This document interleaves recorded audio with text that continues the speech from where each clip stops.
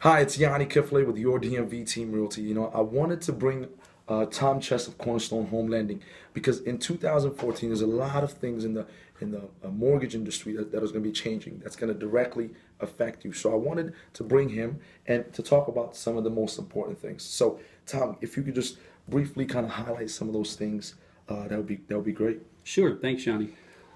The most recent change is a result of the new guidelines set forth by what we call and what you may see in the media as the CFPB. That stands for the Consumer Financial Protection Bureau. And basically what they are is an oversight organization put together by the federal government to make sure that guidelines are being met and things are changing solely for the protection of the consumer. But as you know, sometimes the interest of the consumer is not met as a result of some of these changes. To be specific, some of the changes consist of different programs may not be available as we move forward here in 2014, but the most critical one is what we refer to as the debt-to-income ratio.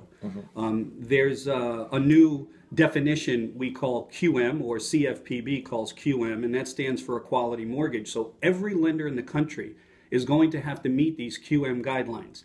Now, it's not anything different than most legitimate lenders have been doing for the past several years, but the scrutiny is higher. Yeah. So as a result of that, you need to make sure that you get to your lender as soon as possible because pre-approvals may not be adequate to address these changes.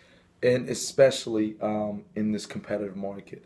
And in terms of when you say way ahead of time getting to the lender, what's a good time frame for somebody that's been thinking about buying a home to talk with a lender? Yanni, I don't think there's a specific time. Okay. I think the sooner that you can get to your lender, the better. And the reason is this. You want this loan to go through a process of underwriting. The pre-approval process is not necessarily a process that allows you to have your loan screened and reviewed by an underwriter. Most lenders can provide a pre-approval letter, and contract offers today require a pre-approval letter. Of course. What we're talking about is taking that up a step further and turning it into what we call a loan commitment. Okay.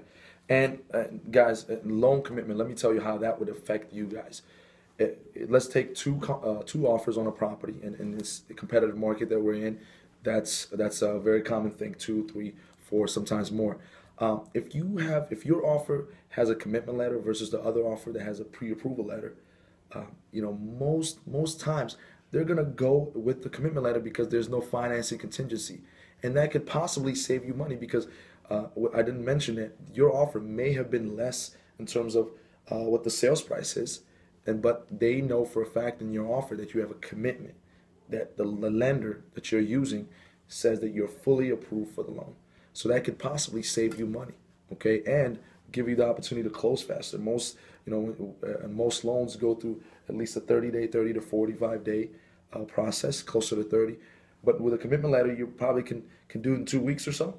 Is that, or sometimes? I'll give you an example. Yanni just had a contract ratified about a week ago. 4 days have gone by. The loan is already approved. We have the loan approval back before the actual appraisal is back. The advantage, of course, is a faster closing. Of course. But if you do the meeting and the process with your lender early on, now keep in mind too, not every lender can provide this. Everyone can provide a pre-approval letter, but we're looking at a loan commitment letter to help negotiate the contract. If your seller knows that you can close in 15 days versus 45, guess what? Yeah. They may be more willing, as Yanni mentioned, to take your contract versus someone else's. So there are many advantages to doing this. Really, the biggest one is peace of mind.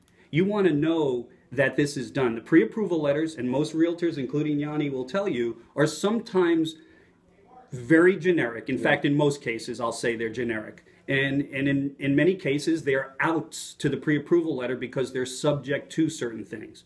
What we're suggesting is that you remove any conditions for the approval and receive a loan commitment. Yeah, exactly. And in part of it, your DMV team, we're just trying to find the edge and trying to get buyers those properties because we've seen it over and over where it's just so competitive. So always trying to find an edge, and this is one of the edges, and getting that commitment letter with the offer just takes you to another level, and you will definitely be one of the top offers that the seller is going to look at. In summary, I just want to say, as Yanni opened up the conversation with, the industry's changing. It's constantly changing. And what we're trying to do as partners is address those changes to make sure that you have the best advantage when it comes to making your purchase. It's really important that you change, real estate agents change, and lenders change with the industry. So I recommend that you talk to Yanni about this more. Give us a call anytime, 24/7, if you have questions, and we'll be happy to address any of those questions you have. Yeah. Great. Well, thank you so much for that information, Tom, and I hope it was beneficial to you. You know, Tom has been a trusted resource to a lot of my clients, and he's got things done, and that's why I continue recommend him to my clients. So again, another important information I wanted to bring to you, all in the mission to make sure that you're in the best position when you're buying and selling a home. Okay, so Yanni Kifle at your DMV Team Realty, have a blessed day.